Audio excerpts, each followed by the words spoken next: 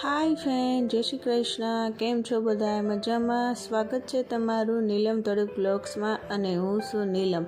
તો અત્યારે જો આપણે સવારનો બ્લોગ સ્ટાર્ટ કર્યો છે. અત્યારે સવારના વાગી ગયા છે 5:15 અને હું ઉઠીને જ હજી આવી છું મારા રસોડામાં. અને જુઓ બહારનો નજારો કેવો છે, બહુ સારી કટ નકરું અંધારું જ છે.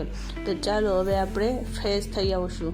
તો જો હું ફ્રેશ થઈને પણ આવી ગઈ છું અને હવે હું રેડી થઈ જઈશ ને પછી હું ભગવાનની દીવાબત્તી કરીશ. અને આવી રીતના આજની સવારની શરૂઆત કરવાના છીએ આપણે. તો રેગ્યુલર સવારમાં જો આવી રીતના નાહી ધોઈ ફ્રેશ થઈ માથું વથું હોય અને પછી ભગવાનની દીવાબત્તી કરી અને સવારની શરૂઆત કરતા હોય છે. તો જો આજે વિચાર્યું કે ચાલો તમારી સાથે શેર કરી દો સવારમાં બ્લોગ. તો જો પછી હું આવી ગઈ હતી માથું વળીને મંદિરે અને મંદિરની સાફ સફાઈ કરી થોડી ઘણી અને પછી ભગવાનને નવરાવી દીધા અને પછી મેં દીવાબત્તી કરી. ઠાકોરજીને નવરાવ્યા હતા તમારી સાથે શેર નહોતો કર્યો કેમ કે એ બધું કરવામાં બહુ ટાઈમ વયો જાય, એટલા માટે ફટાફટ મેં ઠાકોરજીને કપડાં બદલાવી દીધા અને નવરાવીને તૈયાર કરી દીધા. અને પછી જો મેં આવી રીતના આરતી કરી લીધી અને સેવા પૂજા કરી લીધી. અને તો જો આવી રીતના બધા ભગવાનને આરતી દઈ દીધી, સારી દિશામાં આરતી દઈ દીધી અને મેં પણ આરતી લઈ લીધી અને તમે પણ આરતી લઈ લો.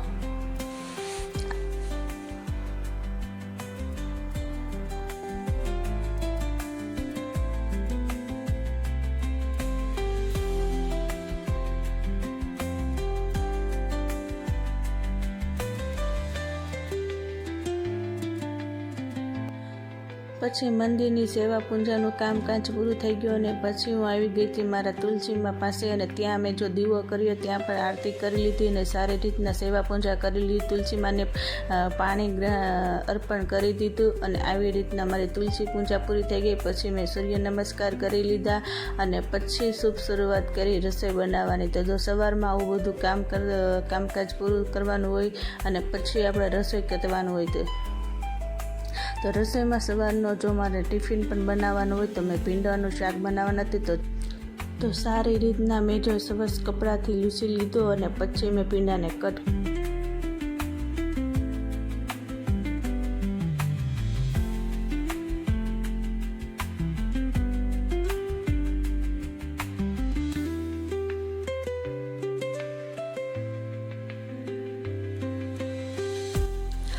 તો પછી મેં બધા ભીંડો કટ કરી લીધો અને પછી મેં જો તેલ પણ ગરમ કરવા મૂકી દીધું હતું. તેલ આવી ગયું હતું એટલે સારી રીતના પહેલાં મરચાં તળી લીધા કેમ કે મરચાં મારે ટિફિનમાં દેવાના હતા એટલા માટે. અને પછી મેં જો રાઈ અને હિંગ નાખી અને સરસ મજાનો વઘાર કરી લીધો ભીંડાનો. અને સાથે મારી લસણની ચટણી પણ પૂરી થઈ ગઈ હતી અને તે પણ મેં લસણની ચટણી પણ બનાવી લીધી અને આવી રીતના મેં ભીંડાનું શાક વઘારી નાખ્યું. અને હા ફ્રેન્ડ્સ, ફૂલ રેસીપી તમારી સાથે શેર નથી કરતી. અમુક પોઈન્ટ જે હશે મેન તે તમારી સાથે હું શેર કરીશ કેમ કે અત્યારે બધું શેર કરવામાં સવારમાં મોડું થઈ જાય મારે, એટલા માટે અમુક પોઈન્ટ તમારી સાથે હું શેર કરતી રહીશ વિડીયામાં.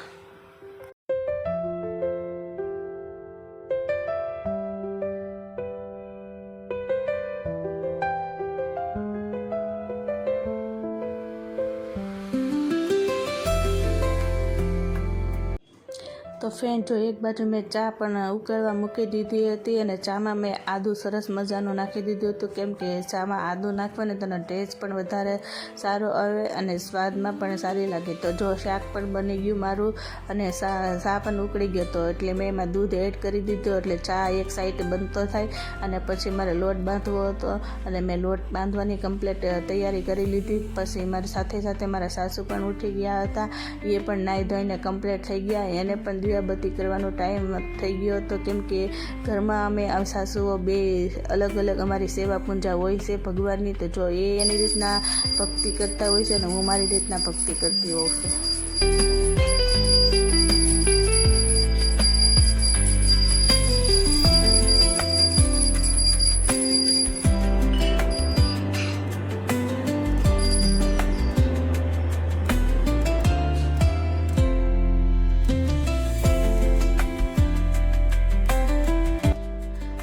એની પણ જો આરતી અને પૂજા થઈ ગઈ પછી માળા કરવા બેસી ગયા. આવી રીતના જો એ સવારમાં મારી સાથે જ વહેલા ઉઠે તો એ નાહી ધોઈને કમ્પ્લીટ થઈ જાય ને પછી એની જે ભક્તિ ભગવાન પ્રત્યે જે ભાવ છે, જે ભક્તિ છે તે કરતા હોય છે.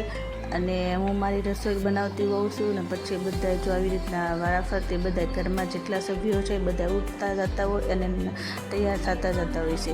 તો આવી રીતના સવારનું અમારું કામકાજ ચાલતું હોય છે બધાનું.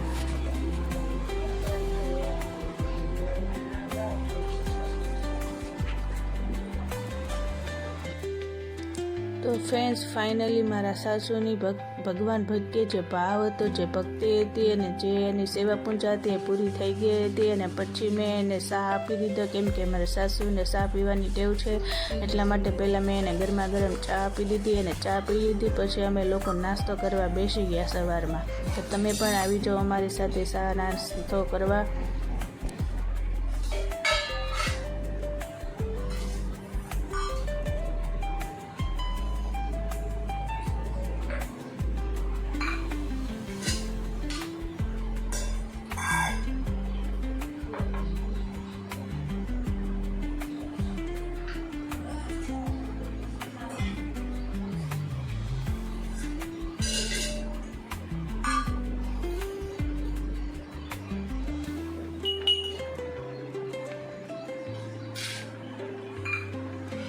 તો ફાઇનલી ફ્રેન્ડ્સ, અમારો નાસ્તો થઈ ગયો હતો અને હવે આપણે શુભ શરૂઆત કરવાની છે કામથી.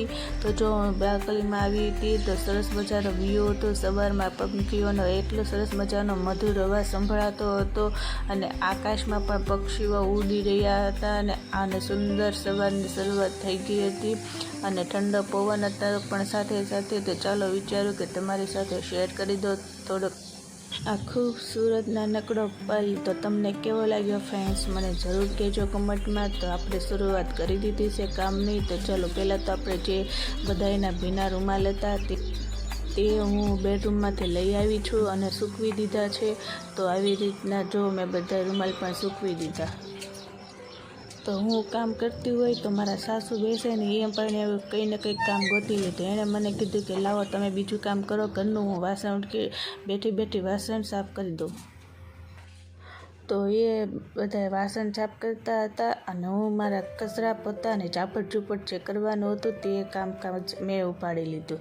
તો આવી રીતના જો સવારની પથારી પણ બાકી હતી, કેમ કે બધા અલગ અલગ સૂતા હોય. કોઈ આગળની રૂમમાં સૂવે છે, કોઈ બેડરૂમમાં સૂવે છે. તો બધાને અલગ અલગ આવી રીતના પથારી હોય છે. તો બધી વાળી અને આપણે એક જગ્યાએ બધી ગોઠવી દઈશું. તો આવી રીતના જો સવારનું કામ ચાલતું હોય છે. તો ફ્રેન્ડ, જો સવારનું કામકાજ આવી રીતના બધું ચાલતું હતું અમારું. અને ફ્રેન્ડ, જો આવી રીતના ઘરનું કામ અમારે સવારથી જ ચાલુ કરી દેવાનું હોય છે. તો બપોર સુધી ચાલતું હોય છે આ કામ. તો ફ્રેન્ડ, આપણે આજનો વિડીયો અહીંયા એન્ડ કરીશું. ફરી પાછા મળશું નવા વિડીયોમાં. તો મારી ચેનલમાં નવા હોય તો સબસ્ક્રાઈબ કરી લેજો. આજનો આ વિડીયો પસંદ આવે તો લાઈક કરી દેજો, શેર કરજો અને કોમેન્ટ કરજો. ચાલો ફરી પાછા મળશું નવા વિડીયોમાં. ત્યાં સુધી આવજો friend. Bye bye, take care and B happy.